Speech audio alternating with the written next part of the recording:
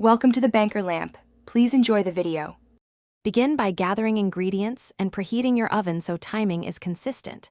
Use 1 cup, 227 g, softened butter, 1 cup sugar, and 1 cup packed brown sugar for balanced sweetness and texture.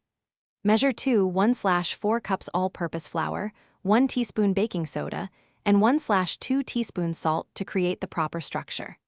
Add 2 large eggs and 1 teaspoon vanilla for moisture and flavor. Finally, stir in 1 cup chocolate chips or mix-ins of choice, and preheat oven to 350 degrees F and line baking sheets with parchment. Start mixing by creaming butter and sugars until they are light and fluffy. This usually takes about 3 minutes with a hand mixer. Cream butter and sugars until light and fluffy, about 3 minutes. Beat in 2 eggs one at a time, then stir in 1 teaspoon vanilla. Gradually mix in dry ingredients until just combined, then fold in 1 cup chocolate chips. Chill the dough 30 minutes if you want thicker cookies.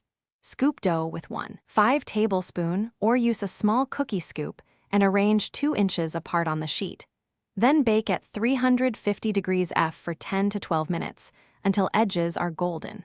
When cookies come out of the oven, let them rest on the baking sheet for 5 minutes to finish setting, then transfer to a wire rack to cool completely. Cool cookies on the sheet for 5 minutes, then transfer to a rack.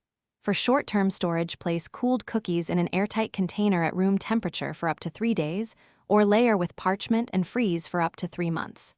Store airtight at room temperature up to 3 days, or freeze up to 3 months. To serve, reheat frozen cookies in oven at 300 degrees F for 5 minutes, or microwave 10 seconds to refresh texture. Thanks for watching. If this was helpful, leave a like and consider subscribing. See you next time.